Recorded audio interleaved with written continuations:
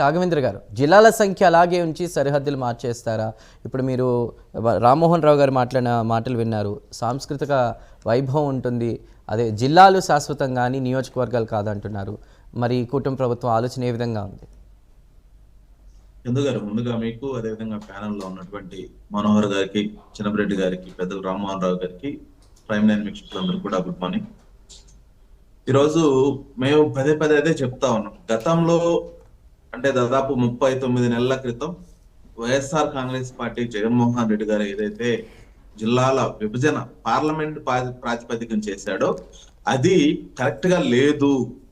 ఇప్పుడు మీరు అడిగేది ఏంటంటే ప్రజెంట్ ఉండే జిల్లాల బార్డర్స్ అలాగే ఉంచుతారా, మారుస్తారా అనే సబ్జెక్ట్ మీద మాట్లాడుకుంటే, గతంలో సరే వీళ్ళు పార్లమెంట్ ప్రాతిపదికన తీసుకున్నారు కదా, అదన్నా సక్రమంగా చేశారంటే అది కూడా లేదు. ఎందుకంటే ఇప్పుడు నెల్లూరు జిల్లా తీసుకోండి, నెల్లూరు జిల్లాలో సర్వేపల్లి కాన్స్టిట్యున్సీ వచ్చేసి తిరుపతి పార్లమెంట్ లో ఉంటుంది, జిల్లాకు వచ్చేసి నెల్లూరులో కలుపుకున్నారు. సో ఇంకొకటి వచ్చేసి మన ఒంగోలు జిల్లాకు వచ్చేసి సంతనోదలపాడు పార్లమెంట్ కాన్స్టిట్యున్సీ వచ్చేసి బాపట్ల కింద ఉంటది, దాన్ని వచ్చేసి ఒంగోలు జిల్లాలో కలుపుకున్నారు, ప్రకాశం జిల్లాలో. సో అంటే వీళ్ళకి అట్లీస్ట్ ఒక స్టాండర్డ్ అయిన ఒక మాట ప్రకారం తీసుకున్నప్పుడు పార్లమెంట్ ప్రాతిపదికన చేస్తామా, ఒక క్రైటీరియా పెట్టుకున్నా ఆ క్రైటీరియాను కూడా సక్రమంగా ప్రాపర్ గా ఫాలో అవ్వలేదు అనేది అయితే మెయిన్ గా మా వాదన. ఈరోజు మనం చూసినట్లయితే ఇదే నెల్లూరు సబ్జెక్ట్, నెల్లూరు జిల్లా గూడూరు వచ్చేసి నెల్లూరుకు వచ్చేసి 40 కిలోమీటర్ల దూరంలో ఉంటుంది. ఇదే కందుకూరు వచ్చేసి దాదాపు 110 కిలోమీటర్ల దూరంలో ఉంటుంది. ఇప్పుడు నెల్లూరులో ఉండే హక్కు అవసరం ఎవరికి ఉంటుందండి? గూడూరు వాళ్ళు ఉంటుందా, కందుకూరు వాళ్ళకు ఉంటుందా? సో ఇటువంటి అన్ని కూడా వీరు ఏంటంటే ఆ రోజు వాళ్ళ యొక్క రాజకీయ అవసరాల కోసం, ప్రజల యొక్క మనోభావాలతో సంబంధం లేకుండా, ఆ స్థానిక అవసరాలతో సంబంధం లేకుండా, అదేవిధంగా ప్రజా సంఘాలు ఏవైతే విజ్ఞప్తులు చేసాయో వాటిని పట్టించుకోకుండా, రాజకీయ పార్టీలను ఎవరిని కూడా పట్టించుకోకుండా ఏకపక్షంగా వెళ్ళడం వల్ల ఈ రోజు కూడా ఆంధ్రప్రదేశ్ రాష్ట్రంలో చాలా జిల్లాల్లో మౌలిక సదుపాయాలు లేనటువంటి పరిస్థితి. ఈరోజు పెళ్లి చేయడం ముఖ్యం కాదు, ఆ కాపురం జరగడానికి కోసం దానికి అవసరమైన అన్ని కూడా సమకూర్చుకోవడం కూడా చాలా అవసరం. ఈరోజు తిరుపతి బాలాజీ జిల్లా పెట్టారు, అక్కడ వాళ్ళు పరిపాలన ఎక్కడ చేస్తున్నారు? టిటిడికి సంబంధించినటువంటి భవనాల్లో ఈ రోజు కూడా వాళ్ళ జిల్లా కార్యకలాపం చేస్తున్నటువంటి పరిస్థితి. ఇటు పర్చూరు ఇచ్చారు, బాపట్ల జిల్లా, వాళ్ళు ఎక్కడ చేస్తున్నారు? అద్దె భవనాల్లో జరుపుకుంటున్నారు. అంటే వారు ఏం చేశారంటే గతంలో బైఫర్కేషన్ అయితే చేసేసారు జిల్లాలు, వాళ్ళ ఇష్టానుసారంగా ఆ లోకల్లో వాళ్ళ వైసీపీ పార్టీకి సంబంధించిన నాయకులు ఏవైతే మ్యాప్ ఇచ్చారో దాని ప్రకారంగా, దాని ఆధారంగా సరిహద్దులు పెట్టుకున్నారు, ఇష్టం వచ్చినట్టు చేశారు. సరే అదన్నా చేశారు.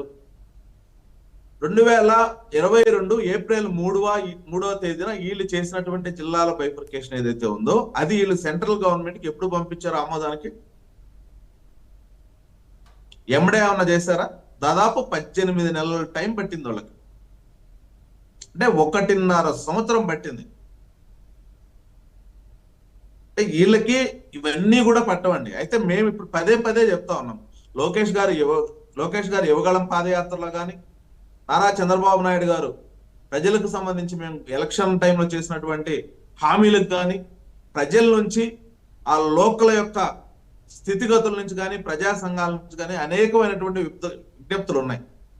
వాటికి అనుగుణంగా ఈరోజు ఈ కమిటీని ఏర్పాటు చేసుకోవడం జరిగింది. ఎందుకంటే మార్కాపురం ఎక్కడ, ఒంగోలు ఎక్కడ? మార్కాపురం వాళ్ళు ప్రత్యేక జిల్లా డిమాండ్ చేస్తున్నారు. అదేవిధంగా రాజంపేట, రాయచోటి ఇష్యూ రన్ అవుతుంది.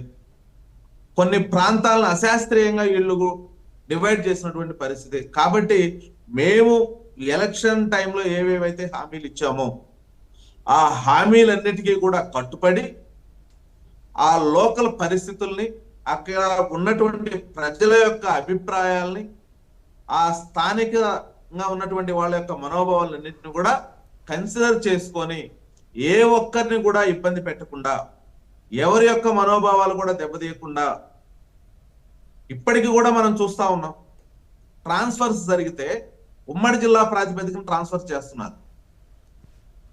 సర్టిఫికేట్స్ ఇష్యూ చేస్తే ఉమ్మడి జిల్లాల ప్రాతిపదికన సర్టిఫికేట్స్ ఇష్యూ చేస్తున్నటువంటి పరిస్థితి. రైట్. కాబట్టి ఇటువంటి అన్ని కూడా ఫ్యూచర్ లో ఎటువంటి ఇష్యూస్ లేకుండా పెద్దలు రామ్మోహన్ గారు చెప్పినట్టు రాబోయే వాళ్ళు మళ్ళీ వీళ్ళ పేర్లు మార్చాలి. ఇప్పుడు వైఎస్ఆర్ కడప జిల్లా అని పెట్టారు.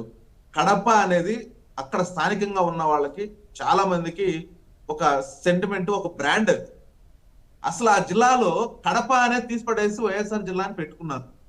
ఎవరు మార్చమన్నారు? కడప తీయాల్సిన అవసరం ఏమైంది? కావాలంటే యాడ్ చేసుకో, లేకపోతే సపరేట్ జిల్లా ఒకటి క్రియేట్ చేసుకో, వైఎస్ఆర్ జిల్లా అని. ఇటువంటి అన్ని కూడా చాలా జరిగాయండి.